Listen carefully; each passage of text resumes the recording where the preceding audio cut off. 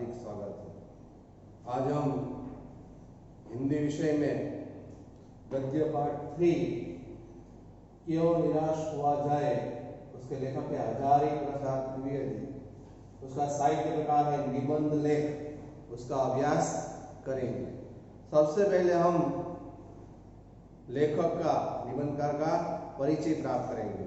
उससे पहले जो निबंधकार है उसकी तस्वीर मैं आपको दिखाता हूँ। ये है हमारे हजारी प्रसाद द्विवेदी, जो महान हिंदी साहित्यकार और निबंधकार हैं, जिन्होंने यह निबंध क्यों निराश हुआ जाए उसके द्वारा हमें मानवीय मूल्यों के प्रति आस्था कायम रखने की बात बताई है। तो आज हम इस पाठ का अभ्यास करेंगे। तो आप सब लोग अपनी पाठ्य पुस्तक खोलें और उसमें ध्यान रखें। तो गद्य पाठ 3 निबंध क्यों निराश हुआ जाए। तो सबसे पहले हजारी प्रसाद द्विवेदी का परिचय। उसका जन्म सन 1907, निधन सन 1969 ईस्वी सन को हुआ था। आचार्य हजारी प्रसाद द्विवेदी का जन्म बलिया नामक गांव, उत्तर प्रदेश जिले के दुबरे का छपरा नामक एक छोटे से गांव में हुआ।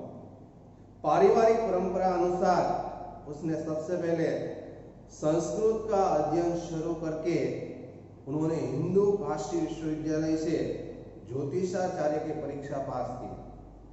गुरुदेव रविंद्रनाथ के आश्रम में 1940 ईस्वी सन से 1950 ईस्वी सन तक हिंदी भवन के निर्देशक रहे। तत्पश्चात काशी, हिंदू विश्वविद्यालय वाराणसी एवं पंजाब विश्वविद्यालय चंडीगढ़ में हिंदी डिपार्टमेंट यानी विभाग के प्रोफेसर तथा अध्यक्ष पद पर कार्य करते रहे।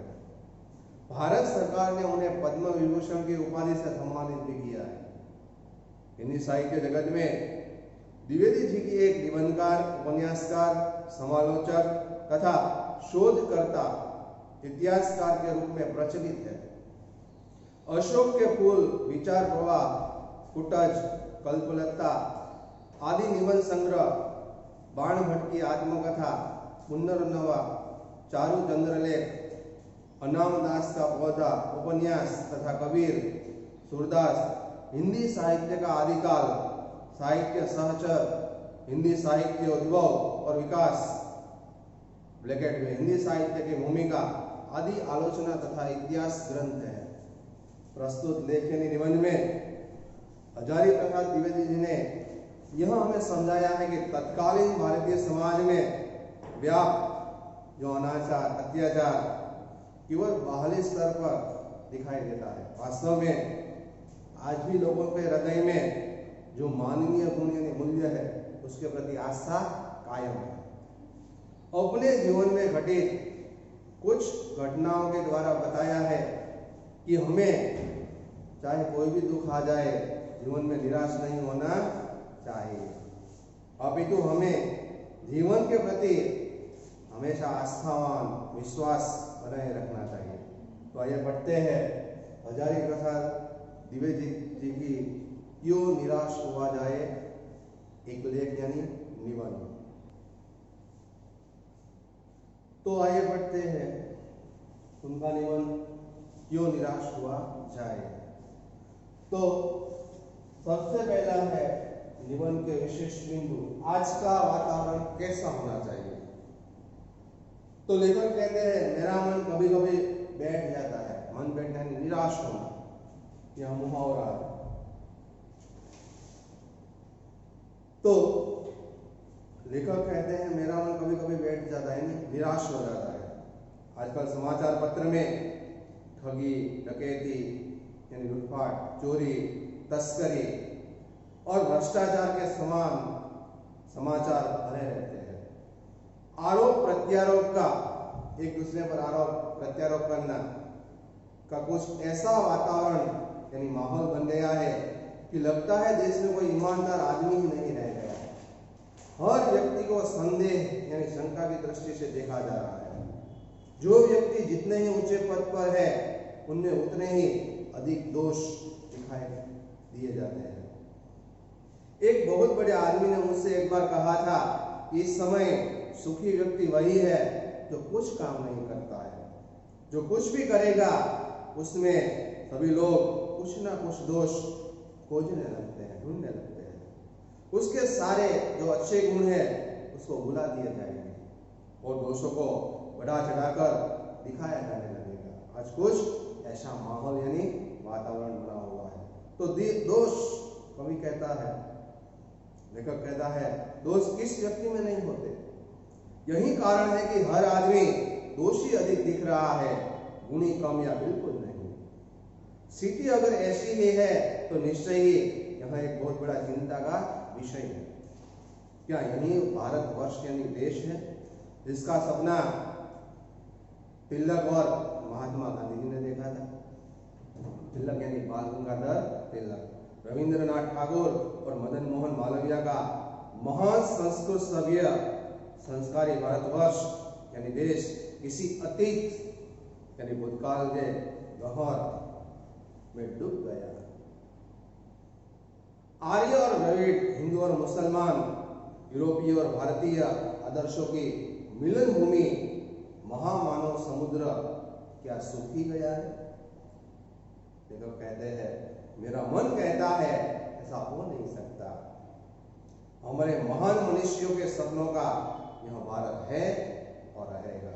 मनुष्य यानी पंडित, ज्ञानी, गहर यानी गहरा, जिस लोगों ने गहरा ज्ञान प्राप्त किया है। तो यहाँ देखो कहते हैं, क्या यही वह भारत देश है जिसका सपना बाल गंगाधर तिलक और महात्मा गांधी ने देखा था। रविंद्रनाथ टैगोर और मदन मोहन मालवीय का महान संस्कारी और सभ्यता का भारतवर्ष इसी भूतकाल के गहरे उद्यान में क्या छुप गया है, डूब गया है। जिस भारत की धरती पर आर्य और द्रविड़ लोग, हिंदू और मुसलमान, यूरोपीय और भारतीय आदर्शों की मिलन भूमि जैसे कहा जाता है, ऐसा महामानव रूपी समुद्र क्या सूख गया है। देखो कहता है, मेरा मन कहता है ऐसा हो नहीं सकता। हमारे महान ज्ञानी और महान विद्वानों के सपनों का भारत है और रहेगा। आगे यह सही है कि इन दिनों कुछ ऐसा माहौल बना है, माहौल यानी वातावरण, कि ईमानदारी से मेहनत करके अपनी जीविका रोजी रोटी चलाने वाले निरीह और भोले वाले श्रमजीवी लोग पिछ गए हैं। तो निरीह जो कुछ अपनी मेहनत करने वाले, ऐसे भोले वाले जो श्रमजीवी लोग हैं, मेहनत करके जीने वाले, वो आज बहुत पीस रहे हैं, मुश्किल में पड़े हुए हैं। और झूठ तथा फरेब का रोजगार करने वाले फल फूल रहे हैं। फल फूलने यानी विकसित होना। आज झूठ बोलने वाले और फरेब यानी धोखा करने वाले, निरीह यानी निर्दोष और भोले वाले लोग जो मेहनत करके जीने वाले हैं, ऐसे गरीब लोग आज झूठ बोलने वाले तथा धोखा देने वाले, फरेबी का रोजगार करने वाले बहुत फलना फूलना यानी विकसित होना चारों तरफ फैल रहे हैं। ईमानदार को मूर्खता का पर्याय समझा जाने लगा है। पर्याय यानी समान। सच्चाई केवल भीरू और बेबस लोगों के हिस्से पड़ी हुई है। भीरू यानी डरपोक, बेबस यानी हताश। ऐसी स्थिति में जीवन के महान मूल्यों के बारे में लोगों की जो आस्था है, विश्वास है, वह हिलने लगा है, कम होने लगा है। परंतु ऊपर ऊपर जो कुछ दिख रहा है वह बहुत ही हाल मनुष्य द्वारा निर्मित जो नीति नियम है, उस नीति नियमों की त्रुटि यानी भूल, गलती की देन है। सदा मनुष्य बुद्धि नई परिस्थितियों का सामना करने के लिए नए सामाजिक विधि निषेध यानी सच्चाई गलत नियमों को बनाती है। उनके ठीक साबित न होने पर उन्हें बदल दिया जाता है। नियम कानून सबके लिए बनाए जाते हैं, और सबके लिए कभी कभी एक ही नियम सुख देने वाला यानी सुख कर नहीं होता। सामाजिक कायदे कानून कभी युग युग से परीक्षित आदर्शों से टकराते हैं। इससे ऊपरी सतह यानी भाग आलोकित भी होती है। आलोकित यानी मथना, ऊपरी जो भाग है वह बहुत बढ़ता जा रहा है। तो पुराने और नए विचारों का टकराव यहाँ देखा जाता है। सही भारत का आदर्श और विचार क्या है, उसकी बात अब हम करेंगे। उसे देखकर हताश हो जाना ठीक बात नहीं है। भारतवर्ष ने कभी भी भौतिक वस्तुओं के संग्रह को बहुत अधिक महत्व नहीं दिया है। उसकी दृष्टि से मनुष्य के भीतर यानी अंदर जो महान आंतरिक हृदय में रहने वाला स्थिर तत्व है वह है उसकी श्रद्धा और भावना, और जो अंदर बैठा हुआ है वही चरम और परम यानी श्रेष्ठ है। आजकल लोभ, मोह, काम, क्रोध आदि विकार मनुष्य में स्वाभाविक रूप से विद्यमान रहते हैं, दिखाई दे रहे हैं, पर उन्हें प्रधान शक्ति मान लेना और अपने मन तथा बुद्धि को उन्हीं के इशारे पर छोड़ देना बहुत निकृष्ट आचरण है, यानी अच्छा आचरण नहीं है, वह बहुत गलत है। बराबर? तो वह आचरण अच्छा नहीं है, वह बहुत गलत है। भारतवर्ष ने कभी भी उन्हें उचित नहीं माना, उचित यानी योग्य। उन्हें सदा संयम के बंधन से बांधकर रखने का प्रयत्न किया है। संयम यानी मन पर काबू रखना। परंतु भूख की उपेक्षा नहीं की जा सकती, उपेक्षा अवहेलना। बीमार के लिए दवा की उपेक्षा नहीं की जाती, जो बीमार है उसे दवा की जरूरत पड़ती है, उसकी अवहेलना अस्वीकार नहीं किया जा सकता। गुमराह को ठीक रास्ते पर ले जाने के उपाय को की उपेक्षा नहीं की जा सकती। जो गुमराह व्यक्ति है, गुमराह यानी रास्ता भूला हुआ जो व्यक्ति है, जो बहुत बुरे रास्ते पर आगे बढ़ गया है, उसको सही रास्ते पर लाने का जो हम प्रयत्न कर रहे हैं उसकी अवहेलना नहीं की जा सकती। हुआ यह है कि इस देश में कोटि कोटि दरिद्र जन यानी गरीब लोग हीन अवस्था, उसकी जो गरीबी है, मुश्किल है, उस हालत को दूर करने के लिए ऐसे अनेक कायदे कानून भी बनाए गए हैं जो कृषि, उद्योग, वाणिज्य, शिक्षा और स्वास्थ्य की स्थिति को अधिक उन्नत यानी प्रगति, विकसित और सुचारू यानी अच्छी तरह बनाने के लक्ष्य से प्रेरित है, प्रेरणा देने वाली है। परंतु जिन लोगों को इन कार्यों में लगना है उनका मन हर समय पवित्र और शुद्ध नहीं होता है। प्रायः वे ही लोग इस लक्ष्य को भूल जाते हैं और अपनी ही सुख सुविधा यानी भौतिक सुविधा की ओर ज्यादा ध्यान देने लगते हैं। आजकल के राजनेता जो अपनी सीट लेने के लिए, मत लेने के लिए प्रचार करने आते हैं, कभी ये करवा देंगे, वो करवा देंगे, ऐसी बात बोलते हैं, लेकिन बाद में अपना लक्ष्य सिद्ध हो जाता है तो वह अपनी सुख सुविधा की ओर ज्यादा ध्यान देते हैं। जनता और लोगों की सुख सुविधा की चिंता नहीं करते हैं। तो ऐसे लोगों से हमें सावधान रहना चाहिए। आजकल भ्रष्टाचार बहुत बढ़ गया है। व्यक्ति चित सब समय आदर्शों द्वारा चालित नहीं होता। हमारे भारत का आदर्श गुण क्या है उसकी बात आई। जितने बड़े पैमाने पर इन क्षेत्रों में मनुष्य की उन्नति के विधान बने हुए हैं, पैमाना यानी मापदंड सुचारू यानी अच्छी तरह, उतना ही मात्रा में लोगों के मन में लोभ, मोह जैसे विकार, बुरी इच्छाएं विस्तृत बढ़ती गई है। लक्ष्य की बात भूल गए। भारत के जो आदर्श विचार है उसको मजाक का विषय बनाया गया और संयम को दक्यानुशी यानी पुराने ख्याल वाला मान लिया गया है। परिणाम जो होना था वह हो रहा है, या कुछ थोड़े से लोगों के बढ़ते हुए लोभ मोह का यह नतीजा है। परंतु इससे क्या हमारे भारतवर्ष यानी देश के पुराने जो आदर्श है, उसके जो विचार है, उसके जो संस्कार है, उसमें और भी अधिक स्पष्ट रूप से महान और उपयोगी दिखाई देने लगे हैं। भारतवर्ष सदा कानून को एक धर्म के रूप में देखता आ रहा है। आज एकाएक कानून और धर्म के बीच अंतर कर दिया गया है। धर्म को धोखा नहीं दिया जा सकता, लेकिन कानून को आज लोग अंधा कानून मानने लगते हैं और लोग कानून को धोखा दे रहे हैं। यही कारण है कि लोग धर्म भीरु है। वे कानून की त्रुटियों से यानी उसकी गलती से लाभ उठाने में कोई संकोच नहीं करते हैं। धर्म से डरते हैं, लेकिन कानून की जो गलती है उससे मौका मिले तो कोई लाभ उठाने में संकोच नहीं करते हैं। आज उसमें भी कायदे कानून भी तोड़कर कितना बड़ा भ्रष्टाचार आज हमारे देश में बढ़ गया है। जहां भी देखो वहां रिश्वत और पैसे के बिना कोई काम नहीं हो रहा है। तो यहाँ हमें ही जागरूक होना है। अगर हम भारत देश के नागरिक जागरूक नहीं होंगे तो चारों तरफ भ्रष्टाचार बढ़ ही जाएगा। कोई भी सरकारी कर्मचारी आदर्श ईमानदारी से काम नहीं करेगा। भारत देश के नागरिकों को ही जागरूक होने की जरूरत है।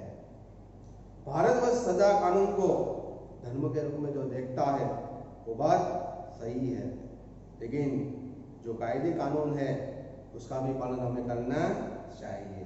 तो इस बात के पर्याप्त प्रमाण खोजे जा सकते हैं कि समाज के ऊपरी वर्ग में चाहे जो भी होता रहा हो, लेकिन भीतर भीतर यानी अंदर अंदर भारतवर्ष आज यह भी अनुभव कर रहा है कि धर्म कानून से बड़ी चीज है।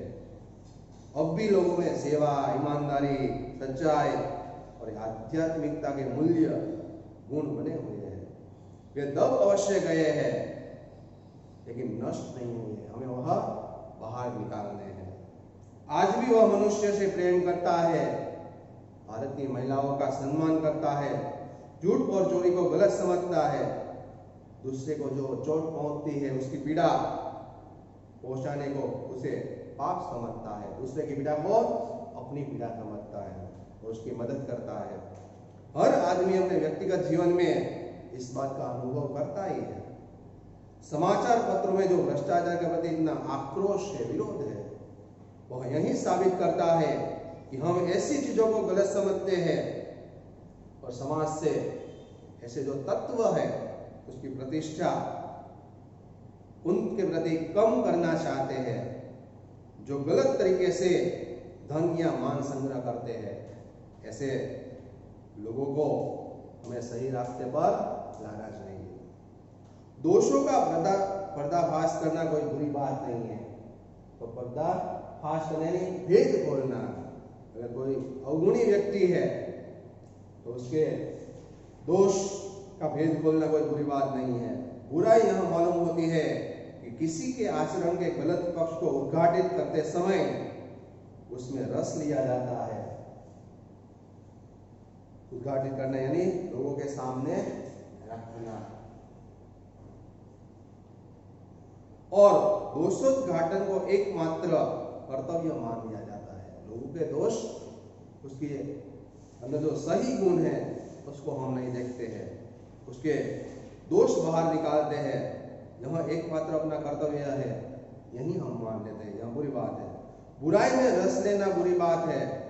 अच्छाई को उतना ही रस लेकर उजागर न करना, उसके अंदर जो बुराई है उसको हम बाहर निकालते हैं, लेकिन उसमें जो अच्छाई है उसकी बात हम नहीं करते हैं, तो यह भी एक बुरी बात है। सैकड़ों घटनाएं ऐसी घटती है जिन्हें उजागर करने से लोकचित यानी लोगों के मन में अच्छाई के प्रति अच्छी भावना भी जगती है कि इस व्यक्ति में इतने गुण भले ही बुरे हो, लेकिन एक तो ऐसा गुण है जो सही है, जो हम प्राप्त कर सकते हैं। अब टिकट बाबू की ईमानदारी, इससे पहले हमने कहा पुराने आदर्श अभी नष्ट नहीं हुए हैं। अब टिकट बाबू किस तरह अपनी ईमानदारी बताते हैं उसका उदाहरण इसमें रखा गया है। एक बार रेलवे स्टेशन पर टिकट लेते हुए गलती से मैंने 10 के बजाय 100 रुपये का नोट दिया और मैं जल्दी जल्दी गाड़ी में आकर बैठ गया। थोड़ी देर में टिकट बाबू उन दिनों के सेकंड क्लास के डिब्बे में हर आदमी का चेहरा पहचानता हुआ वहां उपस्थित यानी हाजिर हुआ। उसने मुझे पहचान लिया और बड़ी विनम्रता विवेक के साथ मेरे हाथ में 90 रुपये रख दिए और बोला, यह बहुत मेरी गलती हो गई थी, आपने भी नहीं देखा और मैंने भी नहीं देखा। उनके चेहरे पर मुझे देखकर विचित्र संतोष की गरिमा यानी गौरव था। मैं यह देखकर चकित रह गया। कैसे कहूं कि दुनिया में सच्चाई और ईमानदारी लुप्त हो गई है, नष्ट हो गई है। वैसी अनेक अवांछित घटनाएं भी हुई है, परंतु यह एक घटना ठगी और वंचना छल कपट की अनेक घटनाओं से ज्यादा शक्तिशाली है।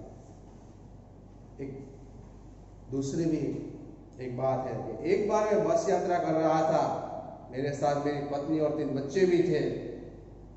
बस में एकाएक कुछ खराबी आ गई। वह रुक रुक कर चलती थी। गंतव्य यानी जाने से कोई 5 मील पहले ही एक सुनसान निर्जन स्थान में बस ने जवाब दे दिया, यानी वह बंद हो गई। रात के कोई 10 बजे होंगे। चारों तरफ सन्नाटा था, सुनसान जंगल। बस में बैठे हुए सभी यात्री घबरा गए। कंडक्टर बस के ऊपर गया और एक साइकिल लेकर चलता बना। लोगों को संदेह हो गया कि हमें धोखा दिया जा रहा है। बस में बैठे सभी लोगों ने तरह तरह की बातें शुरू कर दी। पीछे लास्ट पेज पर किसी ने कहा यहाँ डकैती होती है, यानी लूटपाट। 2 दिन पहले ही इसी तरह एक बस को यहाँ लूट लिया गया था। परिवार सहित अकेला एक नहीं था। बच्चे पानी पानी पीना है चिल्ला रहे थे। पानी का कहीं कोई ठिकाना नहीं था। ऊपर से आदमियों का डर समा गया था, चारों तरफ फैल गया था। कुछ नौजवानों ने ड्राइवर को पकड़कर मारने और पीटने का हिसाब बनाया। ड्राइवर के चेहरे पर हवाएं उड़ने लगी। तो हवाएं उड़ने नहीं, चेहरे का रंग फीका पड़ना, डरना। बड़े कातर ढंग से मेरी ओर देखने लगा और बोला, कातर ढंग से देखने नहीं, भयभीत होकर देखना, मुहावरा है। हम लोग बस का कोई उपाय कर रहे हैं, बचाइए वरना ये लोग मारेंगे। डर तो मेरे मन में भी था, पर उसकी कातर यानी भय मुद्रा देखकर मैंने यात्रियों को समझाया कि उसको मारना ठीक बात नहीं है। परंतु यात्री इतने घबरा गए कि वे मेरी बात सुनने को तैयार नहीं हुए। कहने लगे, इसकी बातों में मत आइए, यहाँ हमें धोखा दे रहा है। कंडक्टर को पहले ही डाकुओं के यहाँ उसने भेज दिया है। लेखक ने कहा, मैं भी बहुत भयभीत था, पर ड्राइवर को किसी तरह मारपीट से मैंने उनसे बचाया। लगभग 1.5-2 घंटे बीत गए। मेरे बच्चे भोजन और पानी के लिए व्याकुल थे, पीड़ित थे। मेरी और मेरी पत्नी की हालत भी बहुत बुरी थी। लोगों ने ड्राइवर को मारा तो नहीं, पर उसे बस से उतारकर एक जगह घेर कर उसको खड़ा किया। कोई भी दुर्घटना होती है तो लोग पहले ड्राइवर को समाप्त कर देना ही उचित जान पड़ते हैं। यह गिड़गिड़ाने का कोई विशेष असर नहीं पड़ा। इसी समय क्या देखता हूँ, एक खाली बस दूर से चली आ रही है और उस पर हमारा बस कंडक्टर भी बैठा हुआ है। उसने आते ही कहा, बस अड्डे से मैं नई बस लाया हूँ, आप सब लोग इसमें बैठिए। वह बस चलाने लायक नहीं है। फिर मेरे पास आकर एक लोटे में पानी और थोड़ा दूध लेकर आया और बोला, पंडित जी, बच्चों का रोना मुझसे देखा नहीं गया था, वहीं मुझे रास्ते में दूध मिल गया तो साथ में मैं थोड़ा दूध भी लेता आया। यात्रियों ने फिर ध्यान आ गई, नया जीवन आ गया। सबने उस कंडक्टर का धन्यवाद दिया, ड्राइवर से माफी मांगी और 12 बजे से पहले ही सब लोग बस अड्डे बस स्टैंड पर पहुंच गए। कैसे कहूँ कि मनुष्यता एकदम समाप्त हो गई है। कैसे कहूँ कि लोगों में दया और माया की भावना नहीं रह गई है। जीवन में न जाने कितनी ऐसी घटनाएं बनी हुई है जिन्हें हमें आज भी भूल नहीं सकता। लेखक कहते हैं अंत में, मैं ठगा भी गया हूं, धोखा भी खाया है, मेरे साथ ठग भी हुआ है, छल कपट भी हुई है, परंतु बहुत कम स्थलों पर विश्वासघात नाम की चीज मुझे मिलती है। केवल उन्हीं बातों का हिसाब रखो जिनमें धोखा खाया है, तो जीवन कष्टकर हो जाएगा। परंतु ऐसी घटनाएं भी बहुत कम नहीं है जब लोगों ने अकारण कोई बिना कारण की हमारी मुश्किल में मदद यानी सहायता भी की हो। इसलिए निराश मन को ठाठस दिया है और हिम्मत बढ़ाई है। ठाठस बढ़ानी, तसल्ली देना, हौसला बढ़ाना। ऐसे लोगों ने हमारे मन को सांत्वना दी है, निराश मन को तसल्ली दी है, शांति दी है और हमारी हिम्मत बढ़ाई है।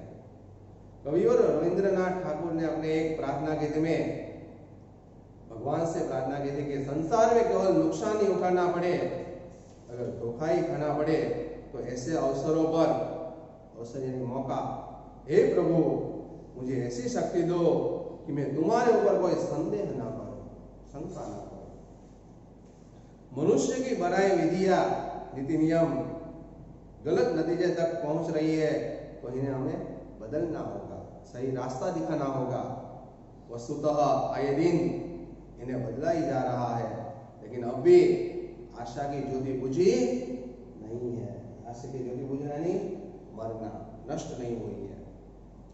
इस प्रकार महान भारतवर्ष यानी महान भारत देश को पाने की संभावना आज भी बनी हुई है और बनी रहेगी। हमारा भारतवर्ष आदर्श, संस्कारी और सब लोग हिंदू, मुस्लिम, सिख, ईसाई विभिन्न धर्मों के लोग हैं, वह मिल मिलकर यहाँ रहते हैं, एक दूसरे की मदद करते हैं। यही भारतवर्ष जो प्राचीन था, जो आर्य द्रविड़ लोग यहाँ रहते थे, उनकी जो संस्कृति थी, उनके जो विचार थे, हमारे ऋषि मुनि, हमारे भगवान ने जो इस धरती पर अवतार धारण किए हैं और लोगों को सही रास्ता दिखाया है, यही धरती है वह भारतवर्ष की, यही भारत माता है जो हमारे आदर्शों को कभी भूलने नहीं देगी।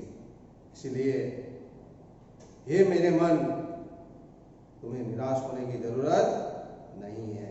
इसलिए हमारा भारत देश सुसंस्कृत था, सुसंस्कृत है और सुसंस्कृत बना रहेगा।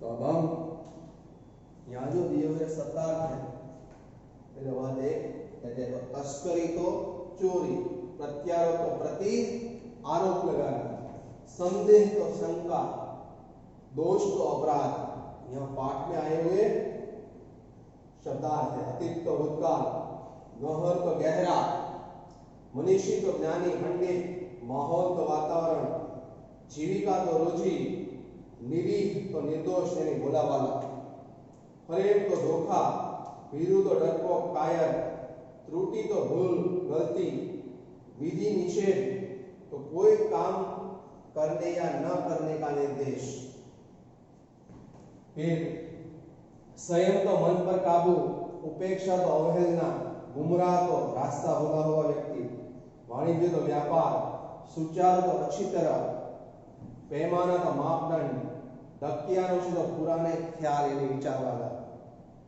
आचरण तो चाल चलन, संहार तो विनाश, वंचना तो धोखेबाजी।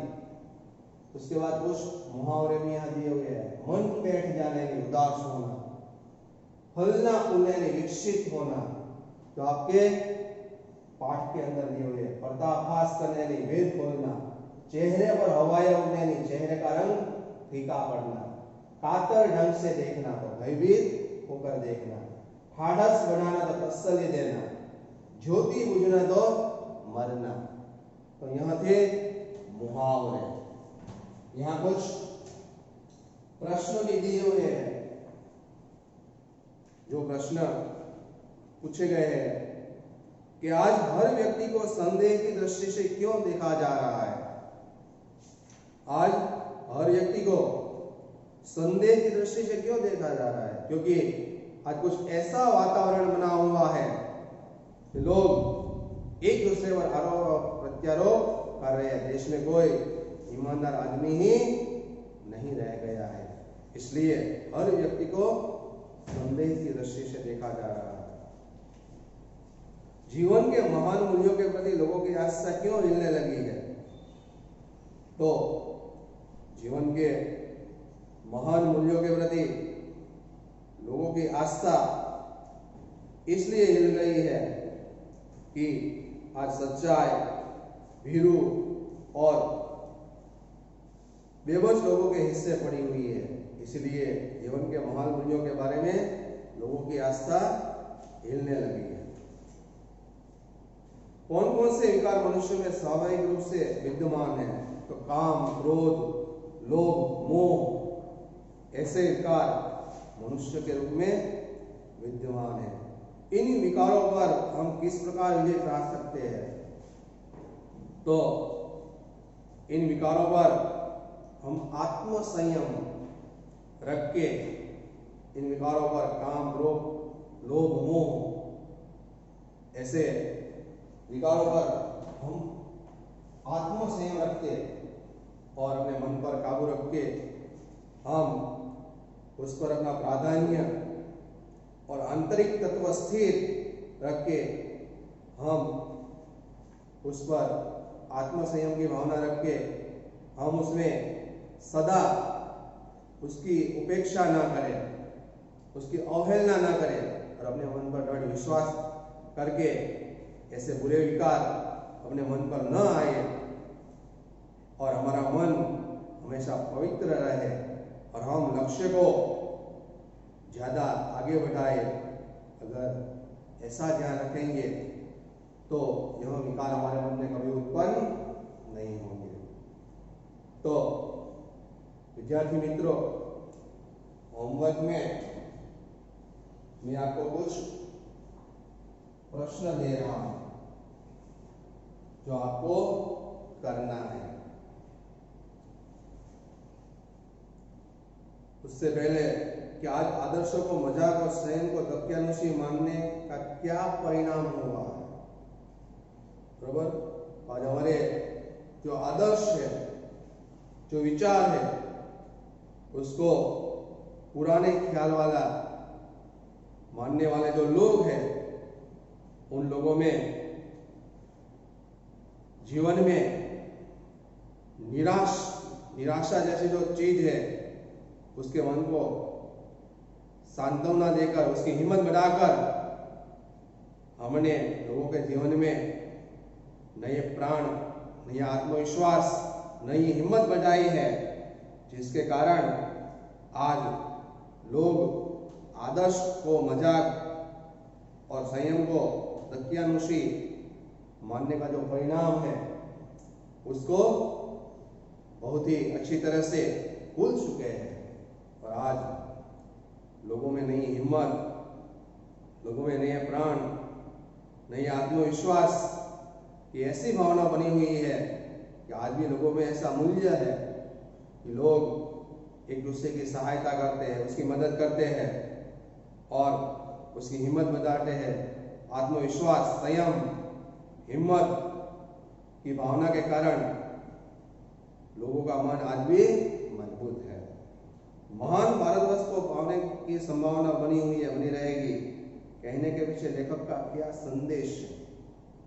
तो मनुष्य की बनाए जो नीति नियम है वह गलत नतीजे तक पहुंचे तो उन्हें हमें बदलना होगा। वस्तुतः आए दिन इन्हें बदला ही जा रहा है, लेकिन अब भी हमारी जो आशा की ज्योति है और बुझी नहीं है। और महान भारतवर्ष के जो सुसंस्कार है, उसके आदर्श है, उसको पाने की संभावना बनी हुई है और बनी रहेगी। संसार में लोग भगवान से प्रार्थना भी करते हैं कि हे परमात्मा, अगर नुकसान उठाना पड़े तो वह मैं ही उठाऊंगा, धोखा ही खाना पड़े तो ऐसे अवसरों पर हे प्रभु मुझे ऐसी शक्ति दो कि मैं किसी के ऊपर संदेह ना करूं। तो अब मैं आपको इस पाठ के अंदर से कुछ एक एक वाक्य में उत्तर लिखिए। ऐसे प्रश्न आपको होमवर्क में लिखने हैं,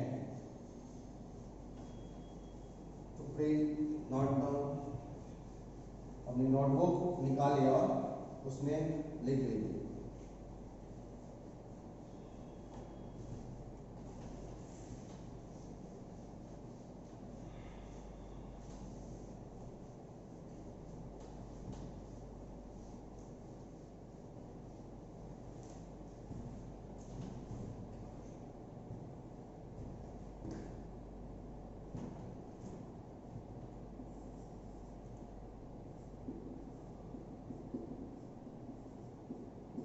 आपकी पाठ्य पुस्तक यानी यह जो पाठ है क्यों निराश हुआ जाए, उसके अंदर से लेसन को पढ़कर आपको इस प्रश्नों के उत्तर लिखने हैं। एक एक वाक्य में उत्तर लिखिए।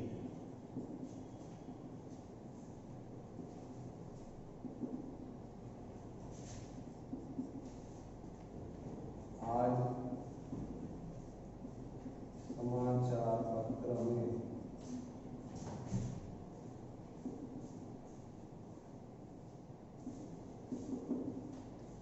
कौन कौन से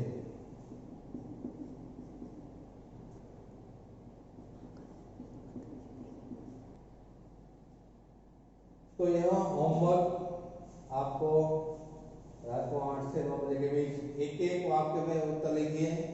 आज समाचार पत्र में कौन कौन से समाचार भरे रहते हैं, देश का वातावरण आज कैसा बन गया है, थर्ड मनुष्य के मन में कौन कौन से विकार है तो हमने बात बताई, और फोर्थ भारतवर्ष ने किसको अधिक महत्व नहीं दिया है। ये 4 प्रश्नों के उत्तर आपको अपने ग्रुप में होमवर्क के रूप में रखने हैं। बस